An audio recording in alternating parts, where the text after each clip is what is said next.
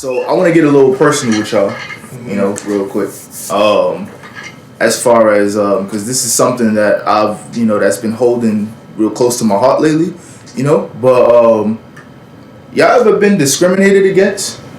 You know, like in what way? I feel like we all have, being black people.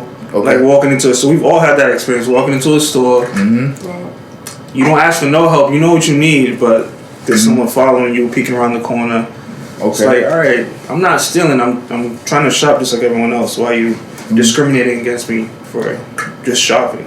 I feel like I kind of more so get discriminated against within like my own culture, like Spanish culture. Okay. I am half black, but like they wouldn't really like consider me a Spanish person, like fully, like from the island, off the boat, fresh off the boat. Like no, I get discriminated against a lot. Like they consider me just like black for the most part. Okay. I deal with that too because I'm multicultural. So my dad is Nigerian, and my mom is Trinidadian, and I wasn't born in either country.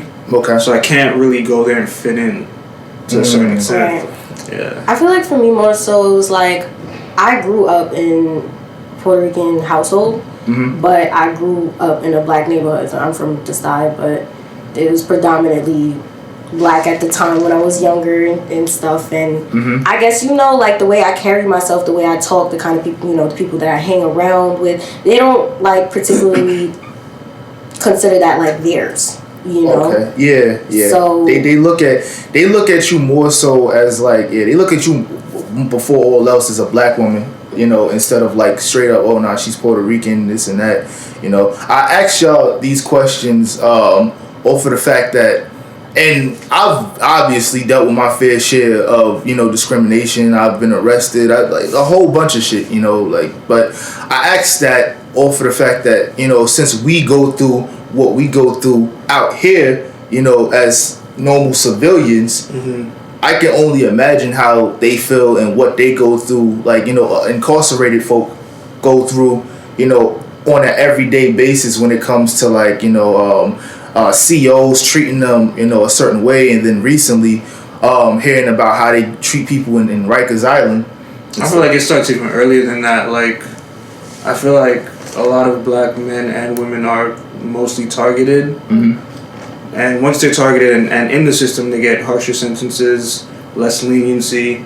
Like, for some reason, judges suddenly know how to, you know, put in the law when it comes to black people, and they throw the book at us more than other races. Rikers is basically like 80% black and brown people that's like populated in there, and it's crazy. I actually have a cousin that recently passed away in Rikers.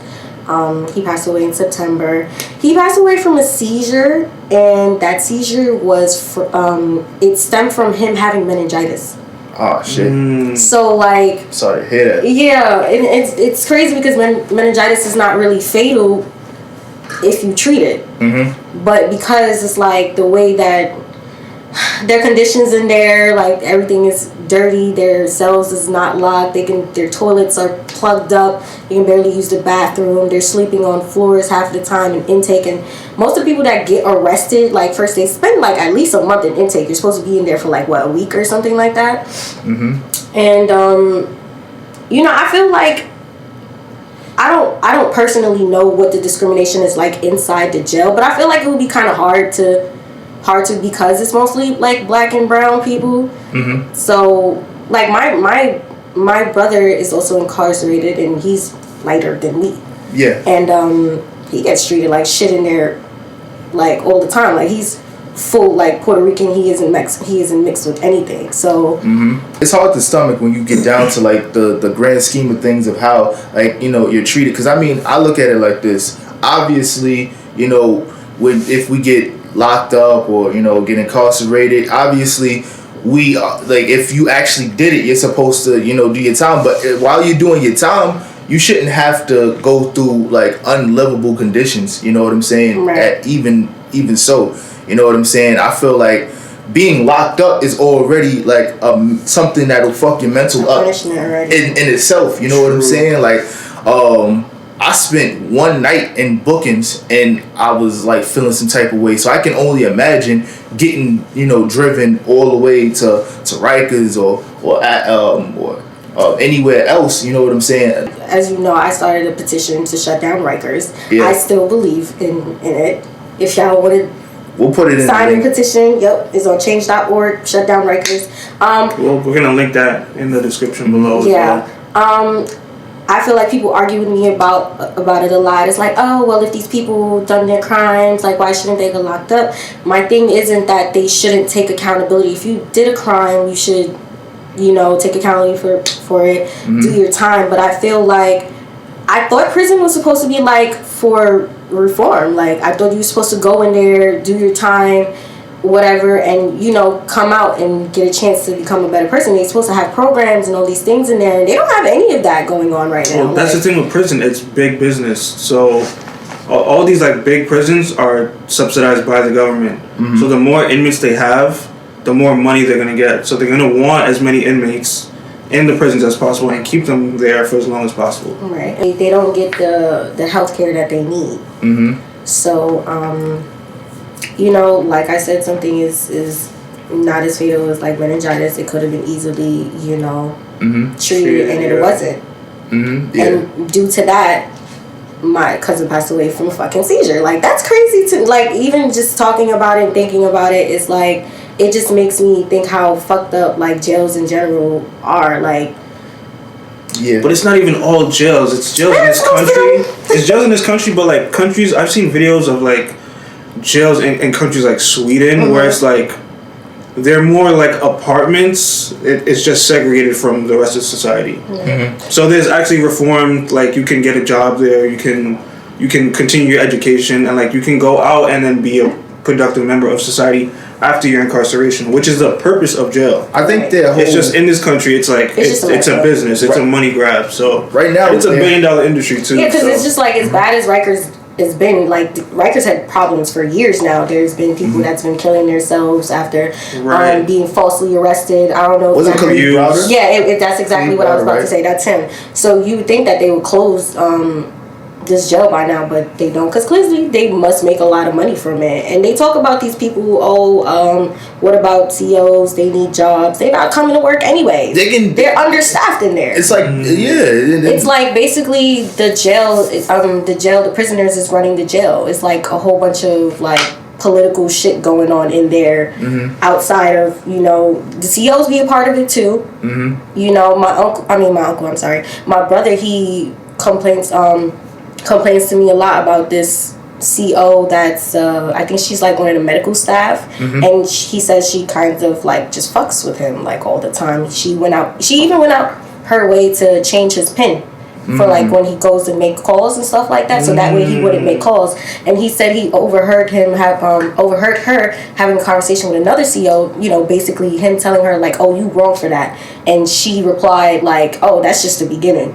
Oh my God. Like, it's crazy, and you would think that the jails is created to reform, but to be honest, like, there's probably like 0.1% people, like I'm that's just me, throwing a number around, but of people who are actually reformed after going to jail in the United States. Like, I have a brother who my whole life, because we 20 years apart, but my whole life he was in and out of jail. You know what I'm saying? Like, he's 45 now, and he's trying to, like, I guess, get his life back together, but he would be in and out. Like, he would go into jail, like, he would do 5 years, then come back out, be good for like a little second, like a year and a half, then go back in. You know what I'm saying? And it's just like, I personally feel like that solitary confinement and just being in there for as long as you are, and in the living conditions, you get used to that. You know what I'm saying? You get used to that, and then you can't properly function in society. And not only that, there's a lot of laws out there, like the 3-strike law, where it's like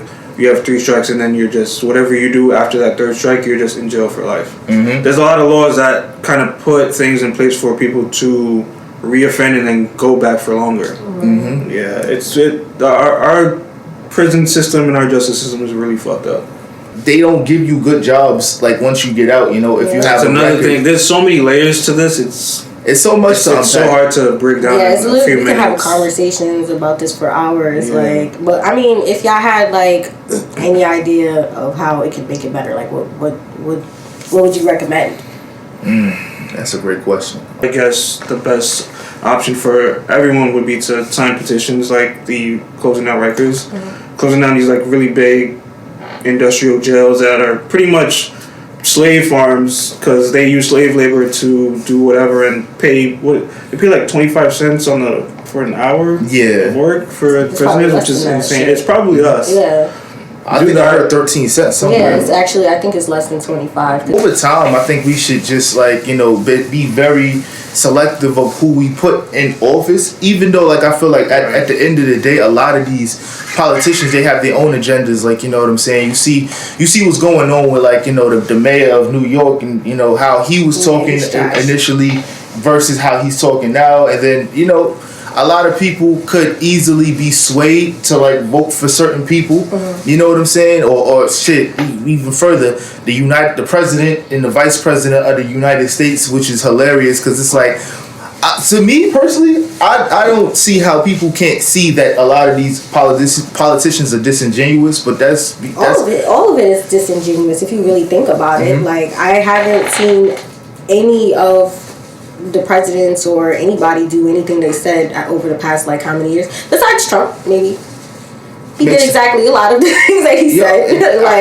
He's kind of an asshole. With the exception of like the wall, he definitely did a lot of shit that he said he was going to do. You know what I'm saying? If you have any family incarcerated, ask them questions. Like, let them know that you're here with them. Tell them, is there anything that I can do personally that could possibly sway some sort of change or something like that, For anybody that has like family members incarcerated, 311 calls, they definitely do help. Like, if you get a lot of them and all that stuff, they do have to at some point make a change in the prison.